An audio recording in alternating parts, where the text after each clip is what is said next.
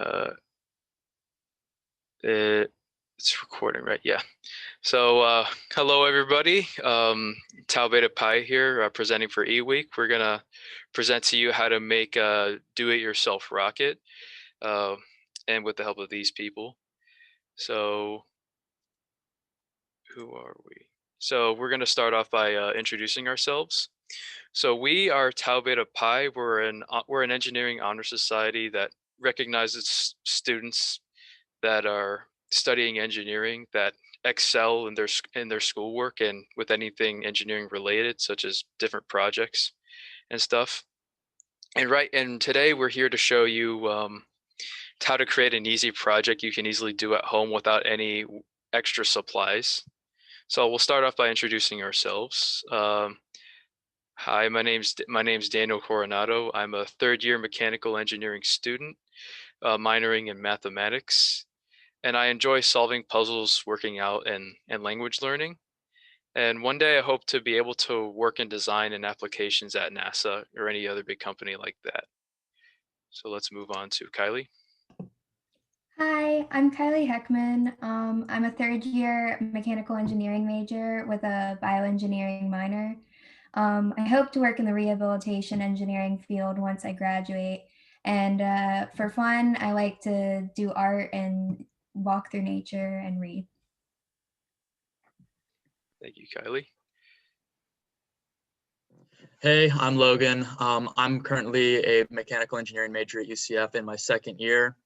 I hope to work on missile defense systems for the Department of Defense. And on my free time when I'm not studying, I enjoy running through trails, and I'm recently picked up how to learn about car engines and stuff like that. Hey, I'm Austin. I'm in my second year at UCF. I'm majoring in civil engineering. When I graduate, I hope to work for the Florida Department of Transportation, working on roadway design and transportation systems. And in my free time, I like to weightlift and play video games. Thanks, Austin. And lastly, I'm Zach. I am also a second year mechanical engineering major. After I graduate, I would like to work in the prosthetics field or something similar to that area. And in my free time, I enjoy working out and hanging out with close friends. thanks everybody. So that's our team that worked on this project together, and now we're going to discuss how this rocket works. So I'm going to pass it over to Kylie right here. So Kylie, here's to you. Alrighty. So basically, when we throw the rocket straight, we create a thrust force. And after launch, it'll follow a parabolic path. But usually when we represent it, we ignore drag. But in real life, we will experience a drag force, which pushes the rocket back and actually keeps it from going as far as we might have expected without it. So basically, to keep drag at a minimum, one of the design features that we included were fins. So this basically keeps the rocket in the most aerodynamic position. So when the rocket begins to turn to a side, the air will actually push on the fin and it'll re-stabilize the rocket into that straightforward position so that it stays as aerodynamic as it can be. And another feature that helps us overcome the drag is adding a little bit of mass on the front of the rocket, which we did with the eraser cap. And that basically increases momentum, which is basically how much the rocket wants to stay in motion. So that helps us. And then there's just some more discussion on the stability and drag in this figure as well. Oh, thank you very much, Kylie. And now me and Austin are going to discuss how to build one just by using your everyday supplies you can find in your kitchen. So Austin, I'll pass it off to you. Pretty much all you're going to need is a straw, a cap eraser, cardstock paper, some tape, and some scissors for this experiment. And you can easily find it in your kitchen or in your school supplies, so you don't have to run to the store. Yeah, that's right. And here's the step-by-step that our team created. So the first step is to basically fit the eraser on the end of the cap on the straw, excuse me. And what you'd be doing next is wrapping tape around the eraser so that the eraser doesn't fall off. And as you can see, there is like a little pin here, but you can just ignore that. The pin's unnecessary.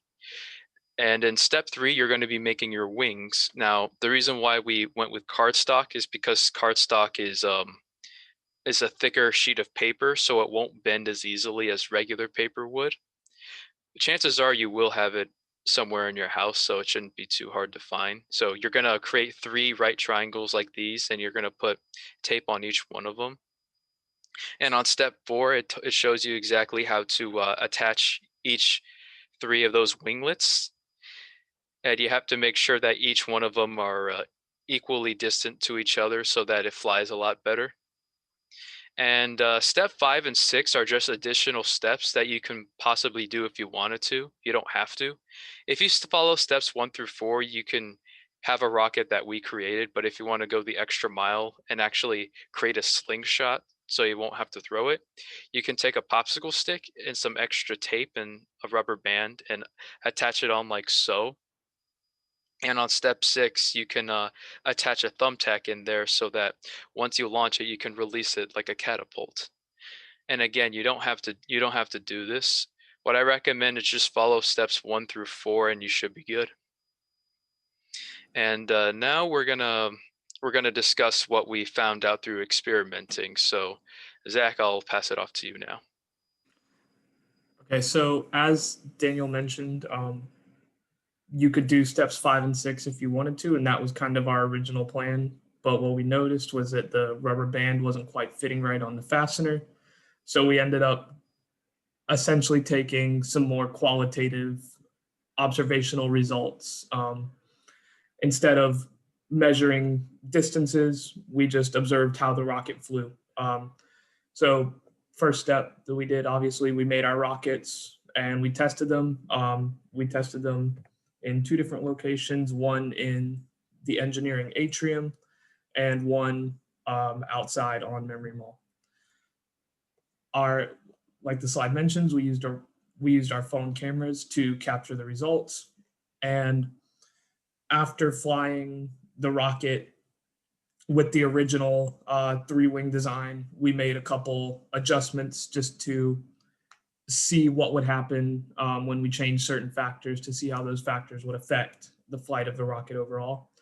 So one example, we bent the winglets down. That creates more of a drag force, which we'll talk about later in the presentation, but essentially more drag is supposed to slow the rocket down and cause it to fly less distance before hitting the ground. And another thing that we did, an adjustment to the original 3-wing design, was we just added a 4th wing underneath about 180 degrees from the wing on the top. And we tested how that affected the flight as well. And we noticed that, like what will be discussed later, the 4-winglet rocket flew better than the 3rd just due to increased stability overall. And like I kind of mentioned in the last slide, we flew our rockets first, just according to the design laid out in this, in the slide 2 slides ago. And then we made our adjustments and just made some observational results to see what would happen to the flight of the rocket with the adjustments we made.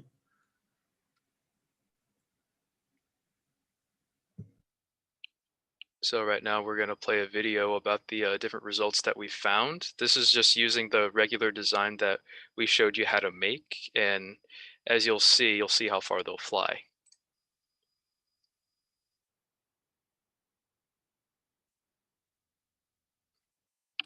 If you didn't see that there, that rocket was really small, but it flew pretty far. So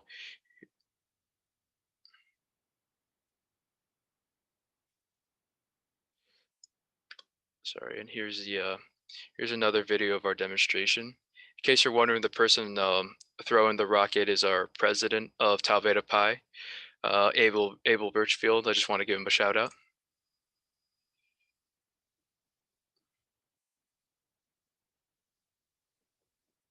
Yeah, and as you can see so far, the design's going really well. It could fly really, really far just by following our instructions. Oh, pardon me, I didn't mean to replay that one, but here's another one with Kylie doing hers outside.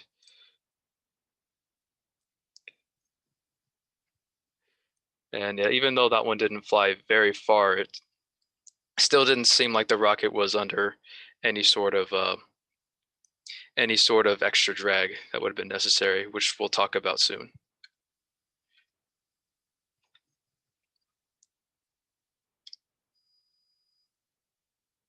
So Zach, you may continue. So the videos we just watched were all of the 3-winged design ones, and like we say on the slide, as you can see, they were pretty stable. They weren't subject to any really excessive drag force, which you should be able to see in the upcoming slides when we bend the wings and make other adjustments to the rocket. So this is one example of just the bent wing rocket. So all we did was essentially bend up the 2 wings on the side. And like I said earlier, that's supposed to just create a drag force on the rocket that hypothetically should cause it to fly less distance by because the drag force exerted on the rocket parallel to the velocity is larger, or in a direction opposite velocity is larger. And to demonstrate this, here's a few more videos demonstrating that principle. So here we are.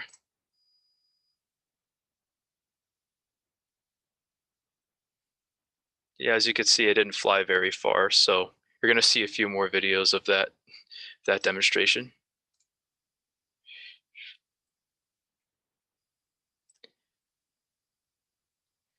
All right, here's another example.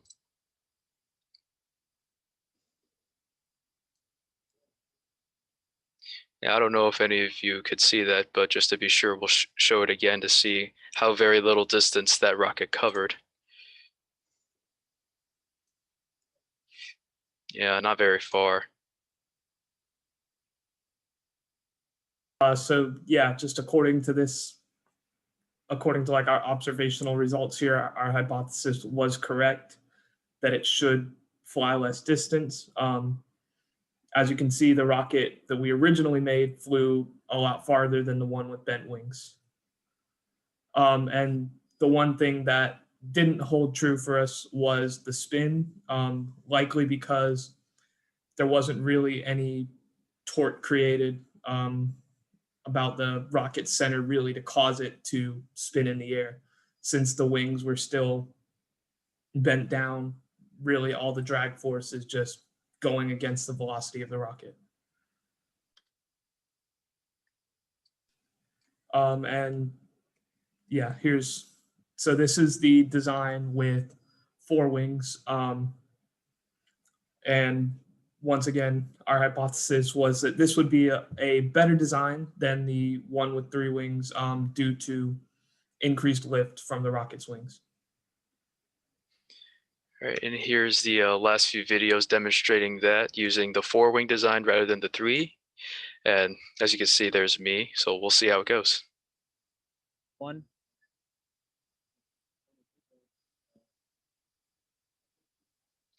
Yeah, as you could see, it flew like really far the first time. 1.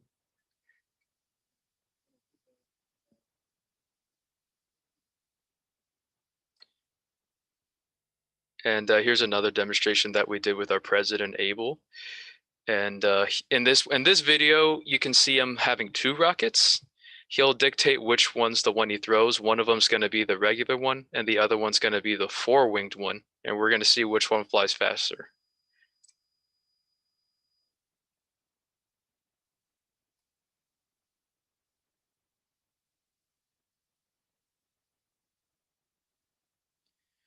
So for any of you watching this, if you didn't hear, the first rocket he threw was 4 wings and the second rocket he threw was 3 wings. And I'm going to replay the video again so you can see which one went farther. It seems like the 4-winged one went farther, but we'll see again.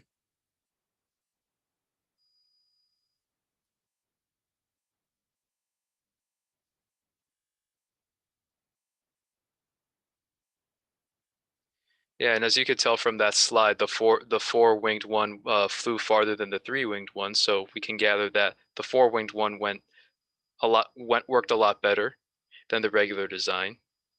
And for the last video, we gathered up our best member, Austin, who had just the best throwing arm out of all of us, and we wanted to see how far it could really fly, which is why we're outside at the moment. So we're gonna see how far it can go.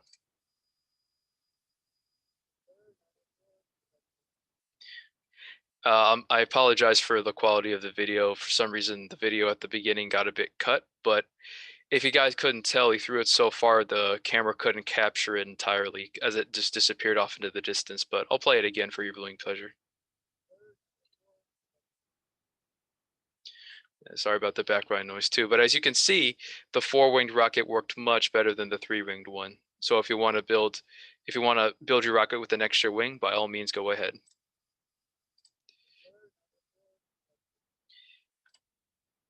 So here are the results. So yeah, essentially, the results we got were that the 4-winged flew better than the one with 3, like we said, like we do to the lift from the rocket, and this was essentially proved our hypothesis to be correct. So if you want to improve upon the rocket you originally build, just add an extra wing on the opposite side of the one that's up top. All right, thank you very much, Zach. And now we're gonna reach our conclusion. So Logan's gonna take over from here. So Logan, if you will. Okay, so just to wrap everything up, according to our experiments, creating a rocket with 4 wings does seem to be better than making one with 3, just from the distance that it flew. And this information has actually proved to be useful to create the most powerful rocket in history. For example, the Saturn V rocket launched in 1969 is to this day the fastest rocket ever made. And the design feature that made that all possible was the 4 wings it had attached to the bottom. So if you want to create your own engineering projects at home, here are some simple steps or things you can do to start yourself off right.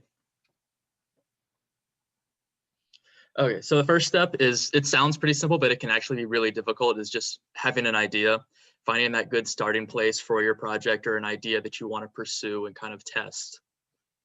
And starting can be kind of difficult, like I said earlier, but a good method for this is just kind of writing down a list of all your ideas, and then you can just pick the best one from there.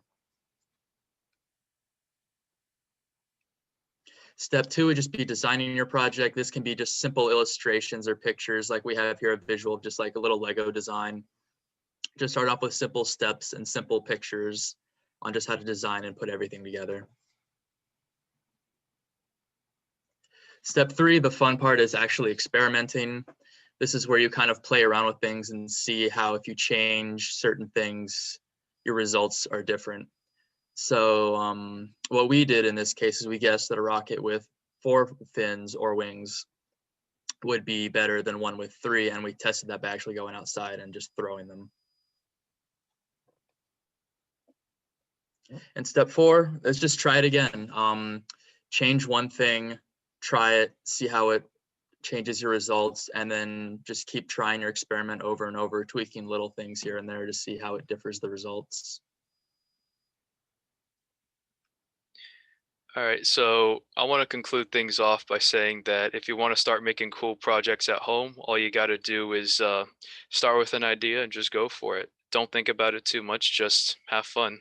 That's the spirit of engineering. So I want to thank every single one of you watching this video right now, and I also want to thank the team involved in this project. And like I said, we're Tau Beta Pi, we're the Engineering Honor Society responsible for this. So again, thank you everyone for watching, and happy E-Week, everybody. Goodbye.